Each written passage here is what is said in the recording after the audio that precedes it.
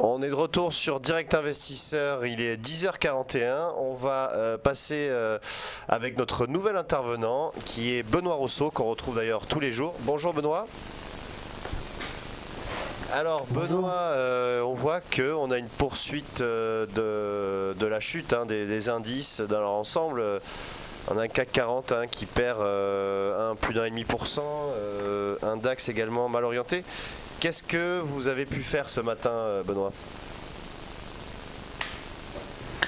Alors ce matin j'ai tradé essentiellement et même exclusivement sur le DAX 30, parce que c'est un indice beaucoup plus nerveux qui me convient mieux que CAC 40, mais en fait les setups sont à peu près les mêmes, puisqu'ils se suivent approximativement, ils ont à peu près les mêmes amplitudes. La seule différence c'est que sur le DAX 30 en 10-15 secondes on peut prendre ses points, tandis que sur le CAC 40, le temps que le diesel se mette en route, on peut attendre quelques minutes. Donc comme je suis quelqu'un de plutôt un scalping agressif et rapide, j'ai privilégié le DAX 30.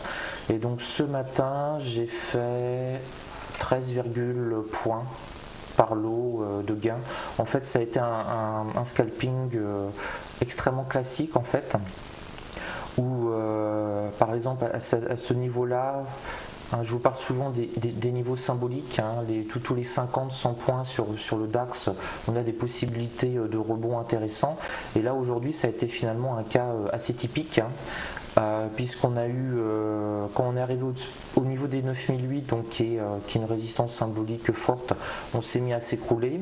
Et donc moi j'ai attendu que l'on baisse et je suis rentré essentiellement sur le niveau des 9750 pour jouer le rebond. Donc là on est pile sur 9750 là, légèrement dessous pour jouer le rebond.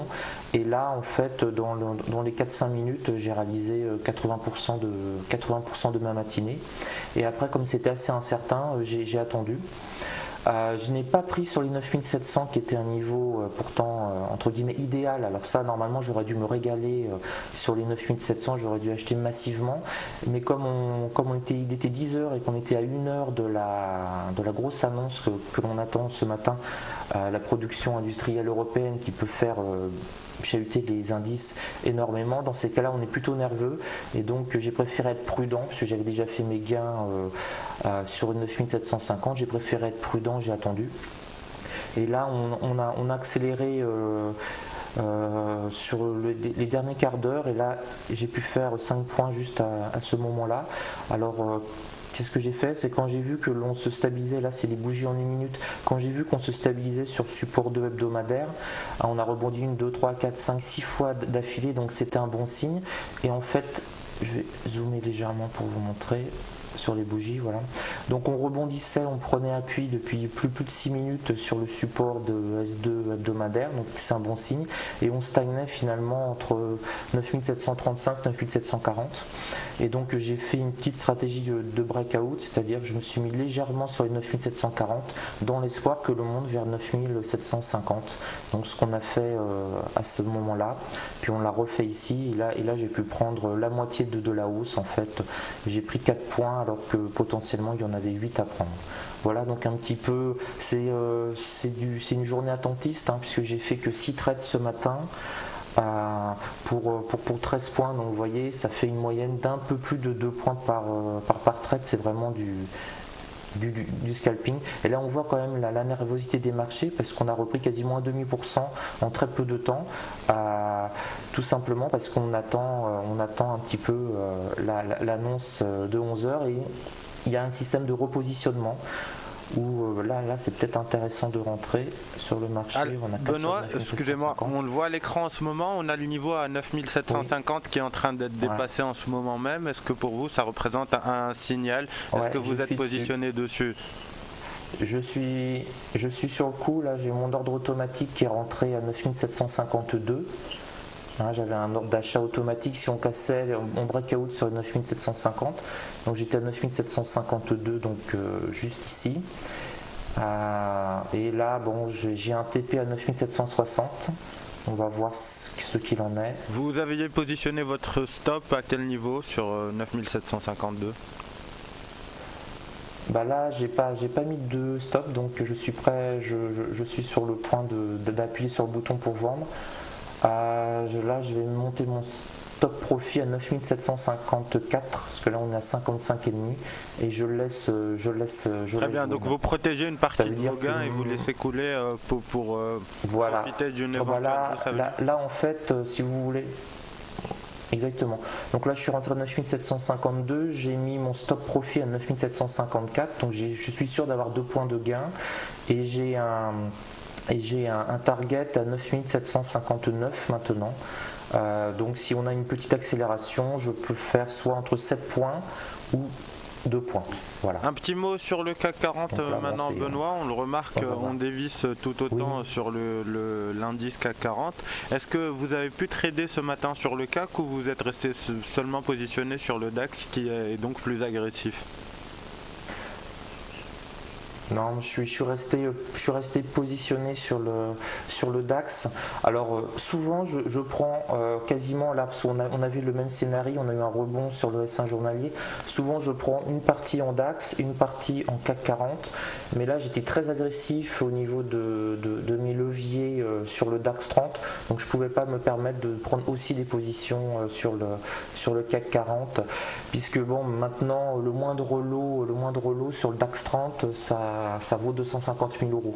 Donc quand on prend quelques lots, on monte très vite en levier et on se retrouve rapidement avec quelques millions d'euros sur le marché. Donc comme j'avais très confiance dans la réaction du DAX 30, j'ai préféré tout mettre sur le DAX 30. Mais sinon, généralement, je répartis, c'est-à-dire que je fais plutôt du scalping sur le DAX 30 et quand je sens que ça peut être une bonne position de day trading, je prends aussi à peu près en simultané, je prends aussi une petite position sur le CAC 40. Parce que le CAC 40 est plus adapté finalement, enfin pour ma façon de trader, mais globalement pour beaucoup de monde, pour faire du day trading. Comme c'est un indice un peu plus lent, quand on prend une position sur le CAC 40, il faut la laisser mûrir au moins un quart d'heure, une demi-heure, une heure pour qu'on puisse avoir quelque chose d'intéressant. Le DAX 30, c'est l'indice le plus nerveux européen, c'est le petit Russell 2000 en fait européen. Donc lui, on peut le laisser mûrir une minute, c'est déjà pas mal en fait. Donc, mais si vous voulez, c'était exactement finalement les mêmes stratégies. On regarde à 10 heures, on a eu un point bas sur le CAC 40 à 4155, c'est le support 1 journalier qui correspond exactement au point bas à 10 heures sur les 9700 sur le DAX 30. Alors c'est pas pour rien qu'on a eu ces niveaux-là, puisqu'on se bat en ce moment beaucoup sur les futurs, sur le Dow Jones 30. Qui est tombé de 17 500, qui est vraiment un niveau très fort, à 17 450, et c'est ce qui explique un peu ces variations-là. Là, à ce niveau-là, quand on était sur les 4175 sur le CAC 40, on était sur le futur américain qui se stabilisait bien. Le futur américain a cassé légèrement les 17 500 et on s'est effondré sur l'Europe. Donc on a encore le même phénomène où on voit que les baisses américaines sont suramplifiées et les hausses américaines ne sont pas hélas suramplifiées. Et surtout sur le CAC 40, c'est un indice qui est beaucoup plus faible que les autres parce qu'on a le poids des pétrolières qui sont extrêmement importantes. Et là, avec la baisse du pétrole, on baisse encore de 20,5% ce matin. Chaque dollar en moins sur le baril, c'est des millions d'euros de pertes. Benoît, on voit qu'on a vraiment de la nervosité sur les indices avec cette volatilité. On a repris 30 points sur le CAC 40, c'est-à-dire à peu près 1% en l'espace de 50 minutes. Merci Benoît pour votre intervention du jour. On vous retrouve donc lundi pour de nouvelles analyses sur le DAX et le CAC 40. Bon week-end Benoît. Merci Benoît. Merci. On va marquer une courte pause et on se retrouve avec notre dernier intervenant, David Linkman de plantrading.fr.